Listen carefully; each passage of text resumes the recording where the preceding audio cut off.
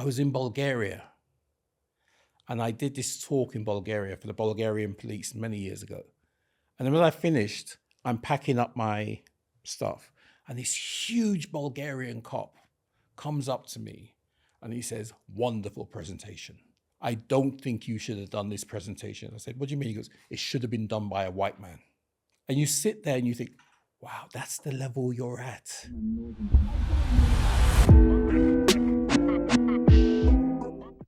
I guess let's just start with what's happening now. We're speaking now as Trump became president, literally beginning of this week. How does it feel with everything that's been happening in America before? And kind of, do you feel like it's been escalating and it getting to a boiling point? I'm one of these people, I like to take a long-term view. And I think, yes, it's getting bad. Yes, it's getting very polarized. But I think this is just a chapter. Last year when we had the riots in the UK, one of the things that I remember doing an interview and I said that, just wait. And we went from these riots were happening all over the country. And I think it was at Walthamstow, where some of the far right were going to protest. And something like about 20,000 people turned up and said, "No, you're not." That's the difference today, is that people are starting to wake up to what this is about. And then more and more people are gradually starting to say no. And I think that we need to go through this to find those people. I think we've become complacent with a lot of this stuff. And this is a way of addressing that complacency.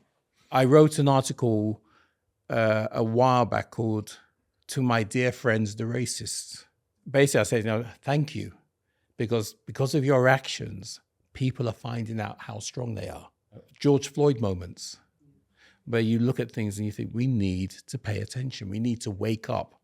Do you think police force come through a certain change in terms of how they deal with racism? I look at racism and all the way it's dealt with in organizations, and there are two levels: an implicit way of dealing with it and an explicit way of dealing with it. The explicit way of dealing with it is we're putting all these policies. And if we put in all these policies, that'll make it go away. We give it a tick box approach, right? That doesn't work.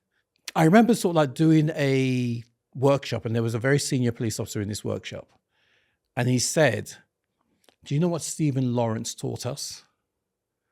And I said, "What?" And he goes, "That we can ride it out."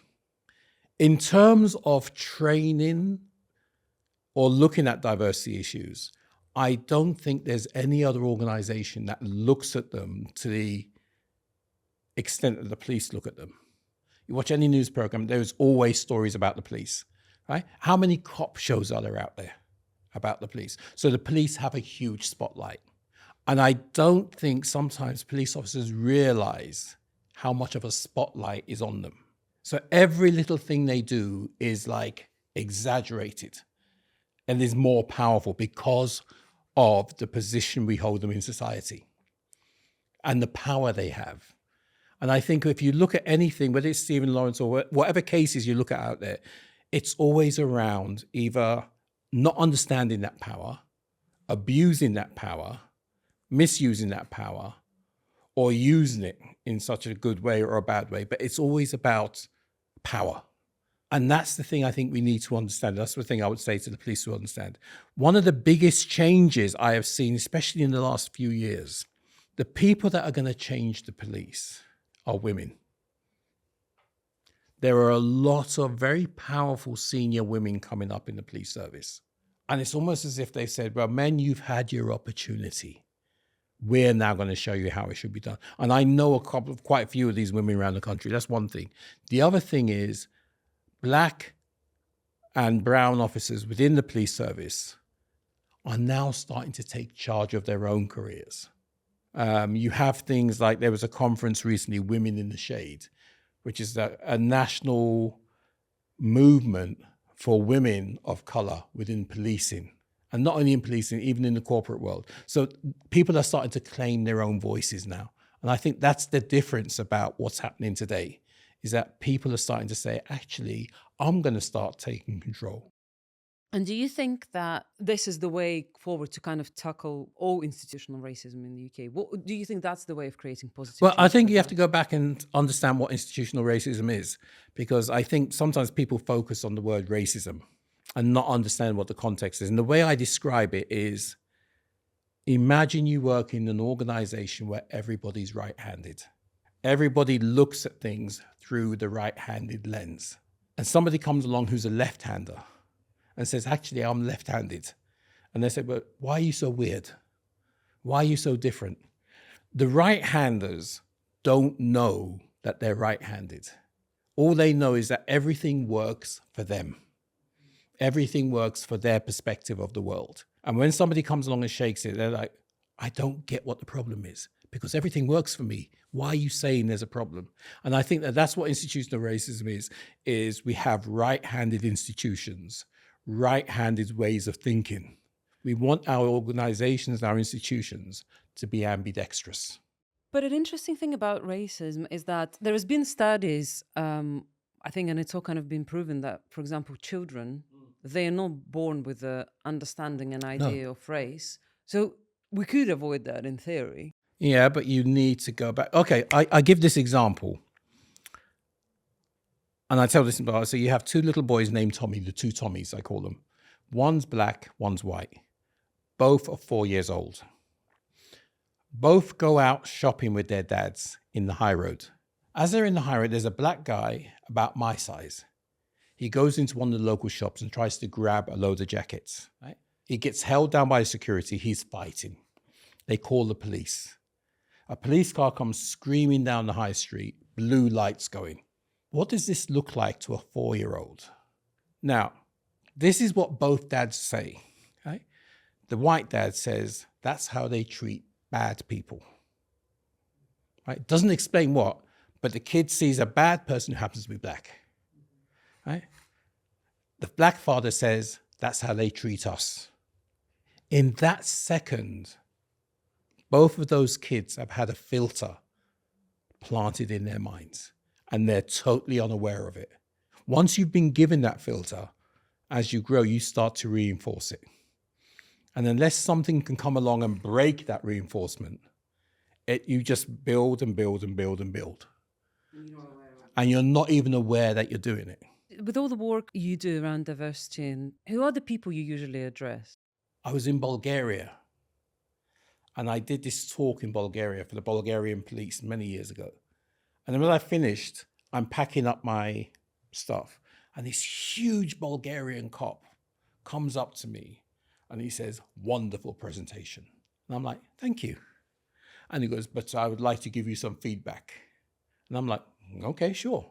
And he goes, I don't think you should have done this presentation. I said, what do you mean? He goes, it should have been done by a white man. And you sit there and you think, wow, that's the level you're at. And what that does is you come back here to the UK, and it makes me realize we are not as bad as we think we are. We've got issues, but we're not as bad as we think we are. I have been in places where I'm the first black person that they have spoken to. I remember going, I won't say where this country was, but I was walking down the street and this group of kids are running up to me and say, yo, what's up, man? Right? And I know friends who will get angry at that. I went to this country and I got this. And then I realized that's what they've seen on MTV. In their mind, they're not being raised. They're trying to make me feel welcome, but they don't understand. And I said, and that's why we need to have the conversations. That's why we need to find ways of creating this multiculturalism, or being open to it. Because if you don't, you have that polarization coming in. In the absence of a competing narrative, the false becomes true. And you know what I found out when you sit with somebody who's far right? A simple question. Right? When I sit in front of them and I'll say, so tell me, no judgment, I just want to understand why you hate me. Just tell me. And they find it very difficult because it's easy to say, I hate them. But when you're sitting in front of someone and say, tell me why you hate me, let's have a conversation around it. It's a very difficult conversation for them to have.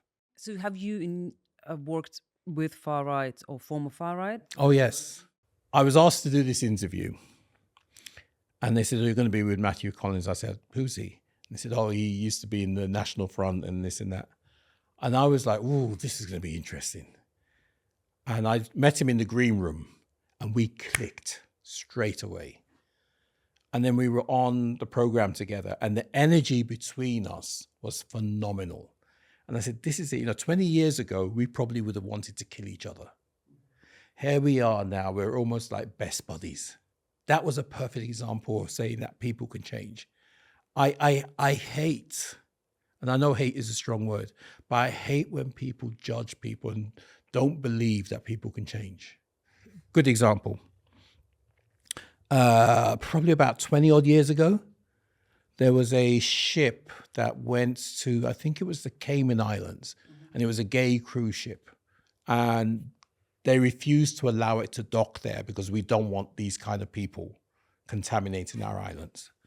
About a year or so after that happened, the guy who was, I think he was the chief of police in Cayman Islands, came to the UK on a workshop. And I was teaching the course that he was on. And I started talking about being gay. I said, just have a conversation around it. With not only him, there was a load of other people from all different countries. And we had this conversation. At the end, he came up to me. And he said, "What have I done? I've never actually sat down and spoken with a gay person before." I said, "No, you've never knowingly spoken with a gay person before." But it made him think. There was a cop there who was also from Jamaica who said, and he came up to me, he said, "We go around breaking up gay parties." He said, "As a result of this session, I'm going to stop my cops from doing that." Years ago, when I first came out, there was the Evening Standard ran a great big page, picture of me on the front page, like black, gay, and a cop. Two things happened. First, I remember the day it came out, sitting on the tube, watching people read it. It scared the life out of me. Suddenly you're sitting there and everybody's got your picture. Mm-hmm. But then a couple of days later, I'm at work and I get a phone call from Scotland Yard. And it says, "Oh, we've got this Jamaican cop on the phone. She wants to meet you." And I'm like, "Okay." So she came up to Hendon where I was working. She sat down and she grabbed my hand, told me her story. And very briefly, she is a lesbian, but she was married and she was in the police in Jamaica. And she used to go to these secret underground parties. And she was at one of these parties and it got raided and she was recognized. And she started to get bullied. And initially she said she got scared and she flew to Miami. Come back a couple of weeks later hoping things would have died down and everything would be back to normal. The world doesn't work like that. She came back, her husband had taken the kids and left home. Her car had been petrol bombed. She was scared, but she decided she was going to kill herself. But she didn't want to do it in Jamaica. So she got on a plane and flew to London. And she was going to blow her life savings, whatever, and go out on this big high. And she was walking down Oxford Street. And she came across an Evening Standard newspaper seller. And there was this poster on the stand, black, gay, and a cop. She bought that paper, read the story, went straight to a phone, dialed 999, and said, "I need to speak to that cop." And she said to me, "I came here to die, but you've shown me that I can live." That's the importance of sharing stories. That's how we defeat racism. We have to be unafraid to be ourselves. Don't think about my experience. Think about yours. Understand your experience. And then we can talk to each other. Because if you can't see yourself, you can't see me.